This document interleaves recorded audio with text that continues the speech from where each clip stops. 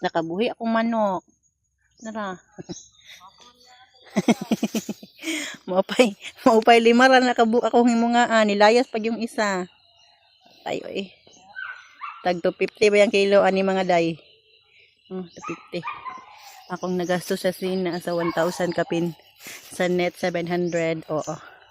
Gamay ra siya pero diba at least nasugdan na to. Nasugdan na to ang ano. Bahala gamay mga day basta kay nasugdan. Ana, kay managhan ra man kalugayan. Pero punan pa na ako ng mga day. Naghulat pa jud kong mga day ba nga madakpan ang manok. Magmananom pa ko anang plikantira oh. Ay, unsaon na ko to siya pagdakop mga day. Nilusot man siya dira dapita oh. Kay nilusot siya dapita mga day. Nilusot siya dapita. Wala ko natalong og hikot mga day. Pantay lang ni manukan ni ron. Ayan. Balik na siya day. Ako na siyang dakpon kay layas niya na day. Sayang kayo kung bayad ana. Duham na sila kabuk magsuon no.